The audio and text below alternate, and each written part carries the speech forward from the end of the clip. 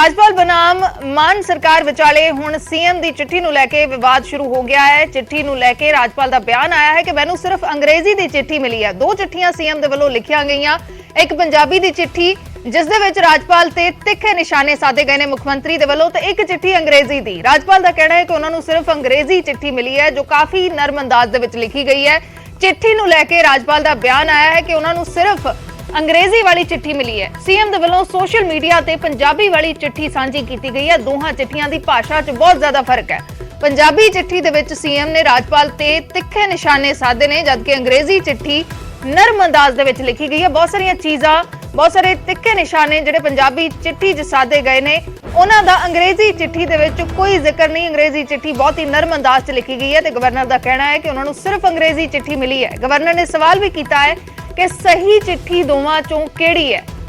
दो चिट्ठियां लिखियां गईयां ने, सोशल मीडिया ते पंजाबी चिट्ठी सांझी की गई है, जबकि अंग्रेजी चिट्ठी राजपाल नूं मिली है। पंजाबी चिट्ठी दे विच लिखिया गया है कि वीसी दी नियुक्ति च सीएम या राजपाल दा कोई रोल नहीं हुंदा, जबकि ये चीज दा जिक्र अंग्रेजी चिट्ठी दे विच नहीं है। हरियाणा ते पंजाब एग्रीकल्चर यूनिवर्सिटीज एक्ट 1970 का हवाला दिता गया। कई सारे तिखे निशाने जो पंजाबी चिट्ठी दे विच साधे गए ने, उन्हां दा अंग्रेजी चिट्ठी च कोई जिक्र नहीं है। जिक्रयोग है कि दखल अंदाजी की गल की गई है कि वाइस चांसलर नूं हटाउण दे तुहाडे हुकमां ते पंजाबियां च भारी गुस्सा है। तुसीं सरकार दे कम्मां च दखल अंदाजी कर रहे हो, जबकि अंग्रेजी चिट्ठी दे विच इस दा कोई जिक्र नहीं। बार बार दखल अंदाजी की जा रही है। पंजाबी चिट्ठी च इस दा जिक्र है, लेकिन अंग्रेजी चिट्ठी दे विच इस दा कोई जिक्र नहीं है। तो काफी नरम अंदाज दे विच अंग्रेजी चिट्ठी लिखी गई है। गवर्नर दा कहना है कि उन्हां नूं सिर्फ अंग्रेजी चिट्ठी मिली है। पंजाबी चिट्ठी सीएम ने सोशल मीडिया ते सांझी कीती है, जिस दे विच लिखिया है कि तुहाडी दखल अंदाजी नूं पंजाब दे लोक बर्दाश्त नहीं करनगे। अंग्रेजी चिट्ठी दे विच इस दा कोई जिक्र नहीं। तो गवर्नर सवाल कर रहे हैं कि सही चिट्ठी केड़ी है। दो चिट्ठियां लिखियां गईयां ने, एक बहुत ही गर्म अंदाज दे विच लिखी गई है।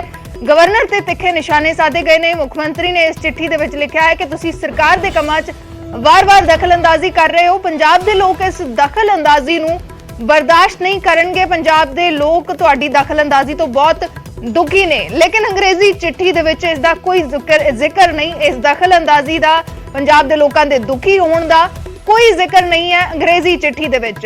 तां विवाद जरूर नजर आ रहा है गवर्नर ते मुख्यमंत्री दे विचाले।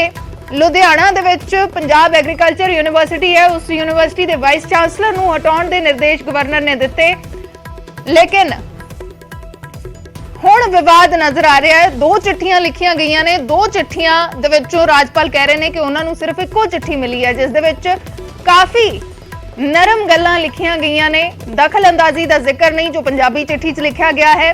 पंजाब दे लोग दुखी ने गवर्नर दे रवैये तो, इसका अंग्रेजी चिट्ठी च कोई जिक्र नहीं है। गवर्नर पूछ रहे हैं कि सही चिट्ठी केड़ी है।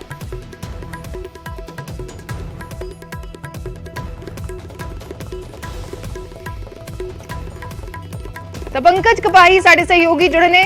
पंकज, किवें देखिया जावे, दो चिट्ठियां लिखियां गईयां ने, दो चिट्ठियां चों गवर्नर कह रहे हैं कि उन्हां नूं इक्को चिट्ठी मिली है, तो दोहे चिट्ठियां दे विच काफी अंतर है। आखिर दो चिट्ठियां दे पिछे वजह की है?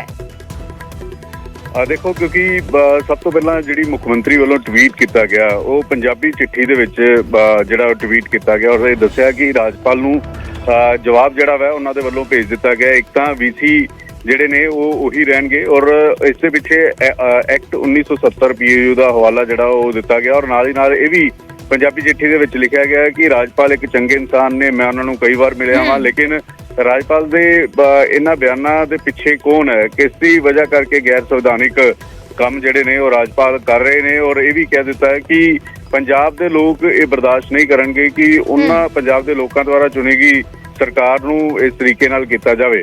ਉਸ ਤੋਂ ਬਾਅਦ ਦੇਰ ਸ਼ਾਮ ਰਾਜਪਾਲ ਦਫ਼ਤਰ ਵੱਲੋਂ ਇੱਕ ਸਟੇਟਮੈਂਟ ਜਿਹੜੀ ਉਹ ਸਾਹਮਣੇ ਆਉਂਦੀ ਹੈ ਔਰ ਉਸ ਸਟੇਟਮੈਂਟ ਦੇ ਵਿੱਚ ਹਵਾਲਾ ਦਿੱਤਾ ਜਾਂਦਾ ਹੈ ਕਿ ਮੇਰੇ ਕੋਲ ਅੰਗਰੇਜ਼ੀ ਦੀ ਚਿੱਠੀ ਆਈ ਹੈ ਔਰ ਅੰਗਰੇਜ਼ੀ ਦੀ ਚਿੱਠੀ ਦੇ ਵਿੱਚ ਇਹ ਗੱਲਾਂ ਨਹੀਂ ਲਿਖੀਆਂ ਗਈਆਂ ਜਿਹੜੀ ਪੰਜਾਬੀ ਦੀ ਚਿੱਠੀ ਦੇ ਵਿੱਚ ਲਿਖੀਆਂ ਗਈਆਂ। ਅਸਲ 'ਚ ਸਹੀ ਚਿੱਠੀ ਕਿਹੜੀ ਹੈ? ਤਾਂ ਅਜਿਹੇ 'ਚ ਇਹ ਕਾਫੀ ਅਹਿਮ ਹੈ कि अगर ट्रांसलेशन की जाती है, क्योंकि अगर एक ही स्टेटमेंट देनी होंगी है और एक ही स्टेटमेंट ट्रांसलेशन होंगी है तो गल्लां तां सेम होंदियां ने।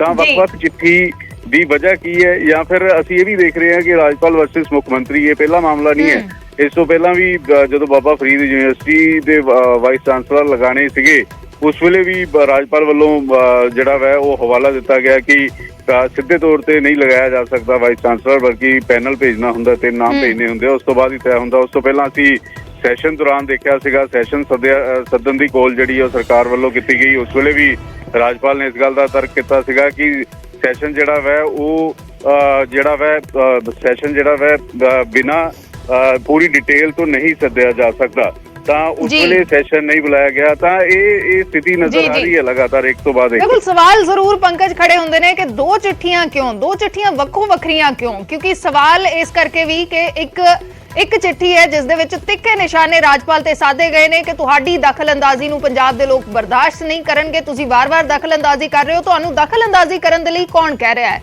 ਲੇਕਿਨ ਅੰਗਰੇਜ਼ੀ ਦੀ ਚਿੱਠੀ ਜੋ ਰਾਜਪਾਲ ਦਫ਼ਤਰ ਤੋਂ ਸਟੇਟਮੈਂਟ ਆਈ ਹੈ ਕਿ ਉਹਨਾਂ ਨੂੰ ਸਿਰਫ ਅੰਗਰੇਜ਼ੀ ਦੀ ਚਿੱਠੀ ਮਿਲੀ ਹੈ, ਉਸ ਦੇ ਵਿੱਚ ਇਹਨਾਂ ਗੱਲਾਂ ਦਾ ਜ਼ਿਕਰ ਹੀ ਨਹੀਂ। ਤਾਂ 2 ਚਿੱਠੀਆਂ ਵੱਖੋ ਵੱਖਰੀਆਂ ਕਿਉਂ, ਇਹ ਜ਼ਰੂਰ ਸਵਾਲ ਬਣਦਾ ਹੈ। ਪੰਕਜ ਜੁੜੇ ਰਹਿਣਾ। ਤਾਂ ਵਿਵਾਦ ਲਗਾਤਾਰ ਜਾਰੀ ਹੈ, ਸੀਐਮ ਤੇ ਰਾਜਪਾਲ ਦੇ ਵਿਚਾਲੇ ਤਿੱਖੀ ਤਕਰਾਰ ਨਜ਼ਰ ਆ ਰਹੀ ਹੈ। ਵਿਧਾਨ ਸਭਾ ਤੋਂ ਸ਼ੁਰੂ ਹੋਇਆ ਇਹ ਸਿਲਸਿਲਾ ਹੁਣ ਪੀਏਯੂ ਦੇ ਵਾਈਸ ਚਾਂਸਲਰ ਨੂੰ ਲੈ ਕੇ ਵੀ ਜਾਰੀ ਹੈ। ਉਧਰ ਇਸ ਸਭ ਦੇ ਵਿਚਾਲੇ ਪੰਜਾਬ ਕੈਬਨਿਟ ਦੀ ਅੱਜ ਅਹਿਮ ਮੀਟਿੰਗ ਹੋਣ ਜਾ ਰਹੀ ਹੈ। ਦੀਵਾਲੀ ਤੋਂ ਪਹਿਲਾਂ ਅਹਿਮ ਮੀਟਿੰਗ ਹੈ, ਚੰਡੀਗੜ੍ਹ ਦੇ ਵਿੱਚ ਮੀਟਿੰਗ ਹੋਏਗੀ। 12 ਵਜੇ ਮੀਟਿੰਗ ਸੱਦੀ ਗਈ ਹੈ। ਕਈ ਸਾਰੇ ਅਹਿਮ ਫੈਸਲੇ ਹੋ ਸਕਦੇ ਨੇ, ਕਈ ਸਾਰੇ ਅਹਿਮ ਫੈਸਲਿਆਂ ਤੇ ਮੋਹਰ ਲੱਗ ਸਕਦੀ ਹੈ। ਕੀ ਸਰਕਾਰ ਕੋਈ ਦੀਵਾਲੀ ਤੇ ਤੋਹਫਾ ਦੇਣ ਜਾ ਰਹੀ ਹੈ? ਦੀਵਾਲੀ ਤੋਂ ਪਹਿਲਾਂ ਅਹਿਮ ਮੀਟਿੰਗ ਹੋਣ ਜਾ ਰਹੀ ਹੈ ਕੈਬਨਿਟ ਦੀ। ਦੁਪਹਿਰ 12 ਵਜੇ ਇਹ ਮੀਟਿੰਗ ਹੋਣ ਜਾ ਰਹੀ ਹੈ। ਕਰਮਚਾਰੀਆਂ ਨੂੰ ਦੀਵਾਲੀ ਦਾ ਤੋਹਫਾ ਸਰਕਾਰ ਦੇ ਵੱਲੋਂ ਦਿੱਤਾ ਜਾ ਸਕਦਾ ਹੈ। ਕਿਹੜਾ ਤੋਹਫਾ ਹੋਏਗਾ, ਕੀ ਕਿਸੇ ਕਿਸਮ ਦਾ ਤੋਹਫਾ ਹੋਏਗਾ, ਇਹ ਇਸ ਵੇਲੇ ਸਵਾਲ ਬਣਿਆ ਹੋਇਆ। ਲੇਕਿਨ 12 ਵਜੇ ਮੀਟਿੰਗ ਹੋਣ ਜਾ ਰਹੀ ਹੈ ਜਿਸ ਦੇ ਵਿੱਚ ਕਈ ਵੱਡੇ ਫੈਸਲਿਆਂ ਤੇ ਮੋਹਰ ਲੱਗ ਸਕਦੀ ਹੈ। ਪੰਕਜ ਕਪਾਹੀ ਸਾਡੇ ਸਹਿਯੋਗੀ ਜੁੜੇ ਹੋਏ ਨੇ। ਪੰਕਜ, ਕੀ ਕੁਝ ਪੂਰੀ ਜਾਣਕਾਰੀ ਅੱਜ ਦੀ ਕੈਬਨਿਟ ਮੀਟਿੰਗ ਬਾਰੇ? ਦੇਖੋ, ਦੀਵਾਲੀ ਤੋਂ ਕੁਝ ਦਿਨ ਪਹਿਲਾਂ ਜਦੋਂ ਕੈਬਨਿਟ ਦੀ ਬੈਠਕ ਹੁੰਦੀ ਹੈ ਤਾਂ ਨਜ਼ਰਾਂ ਸਾਰੀ ਪੰਜਾਬ ਦੀਆਂ ਟਿਕੀਆਂ ਹੁੰਦੀਆਂ ਕਿ ਪੰਜਾਬ ਦੇ ਲੋਕਾਂ ਨੂੰ ਕੀ ਸੌਗਾਤ ਮਿਲੇਗੀ, ਸਰਕਾਰੀ ਅਫਸਰਾਂ ਦੀਆਂ ਟਿਕੀਆਂ ਹੁੰਦੀਆਂ ਕਿ ਉਹਨਾਂ ਨੂੰ ਕੀ ਸੌਗਾਤ ਮਿਲੇਗੀ। ਔਰ ਇਸ ਵੇਲੇ ਜਿਹੜੀ ਜਾਣਕਾਰੀ ਸੋਰਸਿਸ ਤੋਂ ਨਿਕਲ ਕੇ ਸਾਹਮਣੇ ਆ ਰਹੀ ਹੈ ਕਿ ਜਿਹੜਾ ਮੁੱਖ ਮੰਤਰੀ ਵੱਲੋਂ ਜ਼ਿਕਰ ਕੀਤਾ ਗਿਆ ਸੀਗਾ ਕਿ ਹਰ ਜ਼ਿਲ੍ਹੇ ਦੇ ਵਿੱਚ ਮੁੱਖ ਮੰਤਰੀ ਅਫਸਰ ਜਿਹੜੇ ਨੇ ਉਹ ਨਿਯੁਕਤ ਕੀਤੇ ਜਾਣਗੇ ਤਾਂ ਕਿ ਮੌਕੇ ਤੇ ਲੋਕਾਂ ਦਾ ਨਿਪਟਾਰਾ ਜਿਹੜੀਆਂ ਸ਼ਿਕਾਇਤਾਂ ਨੇ ਉਹ ਹੋ ਸਕੇ, ਤਾਂ ਉਹ 23 ਜ਼ਿਲ੍ਹਿਆਂ ਦੇ ਵਿੱਚ ਜਿਹੜੇ ਅਫਸਰ ਲਗਾਏ ਜਾਣ, ਇਸ ਦੀ ਮਨਜ਼ੂਰੀ ਜਿਹੜੀ ਉਹ ਦਿੱਤੀ ਜਾ ਸਕਦੀ ਹੈ। ਔਰ ਇਸ ਦੇ ਨਾਲ ਬਿਜਲੀ ਬੋਰਡ ਦੇ ਵਿੱਚ ਤਰਸ ਦੇ ਆਧਾਰ ਤੇ ਜਿਹੜੀਆਂ ਨੌਕਰੀਆਂ ਮਿਲਦੀਆਂ ਨੇ ਉਸ ਨੂੰ ਲੈ ਕੇ ਵੀ ਸਰਕਾਰ ਵਿਚਾਰ ਵਟਾਂਦਰਾ ਕਰ ਸਕਦੀ ਹੈ ਕਿ ਕੁਝ ਅਜਿਹੇ ਲੋਕ ਨੇ, ਤਕਰੀਬਨ 300 ਦੇ ਕਰੀਬ ਅਜਿਹੇ ਲੋਕ ਨੇ ਜਿਹੜੇ ਪਿਛਲੇ ਸਮੇਂ ਧਰਨੇ ਵੀ ਲਗਾਉਂਦੇ ਹੋਏ ਨਜ਼ਰ ਆ ਰਹੇ ਸੀਗੇ ਕਿ ਬਿਜਲੀ ਦੇ ਖੰਭਿਆਂ ਤੇ ਚੜੇ ਉਹਨਾਂ ਦੇ ਪਰਿਵਾਰਕ ਮੈਂਬਰ ਦੀ ਮੌਤ ਹੋ ਗਈ, ਉਹਨਾਂ ਨੂੰ ਨੌਕਰੀ ਦਿੱਤੀ ਜਾਵੇ, ਤਾਂ ਉਸ ਦੇ ਉੱਤੇ ਵੀ ਸਰਕਾਰ ਵਿਚਾਰ ਕਰ ਰਹੀ ਹੈ। ਉਸ ਦੇ ਉੱਤੇ ਵੀ ਨੌਕਰੀ ਜਿਹੜੀ ਹੈ ਉਹ ਦਿੱਤੇ ਜਾਣ ਦਾ ਐਲਾਨ ਕੀਤਾ ਜਾ ਸਕਦਾ। ਸ਼ੁਕਰੀਆ ਪੰਕਜ ਪੂਰੀ ਜਾਣਕਾਰੀ ਦੇ ਲਈ। ਤਾਂ ਕਈ ਸਾਰੇ ਐਲਾਨ ਅੱਜ ਹੋ ਸਕਦੇ ਨੇ, ਕਈ ਸਾਰੇ ਫੈਸਲਿਆਂ ਤੇ ਮੋਹਰ ਲੱਗ ਸਕਦੀ ਹੈ। ਕੈਬਨਿਟ ਮੀਟਿੰਗ ਦੇ ਵਿੱਚ ਕਰਮਚਾਰੀਆਂ ਦੇ ਲਈ ਤੋਹਫਾ ਐਲਾਨਿਆ ਜਾ ਸਕਦਾ ਹੈ। ਦੀਵਾਲੀ ਤੋਂ ਪਹਿਲਾਂ ਕੈਬਨਿਟ ਦੀ ਅਹਿਮ ਮੀਟਿੰਗ ਹੋਣ ਜਾ ਰਹੀ ਹੈ। ਚੰਡੀਗੜ੍ਹ 'ਚ 12 ਵਜੇ ਮੀਟਿੰਗ ਸੱਦੀ ਗਈ ਹੈ।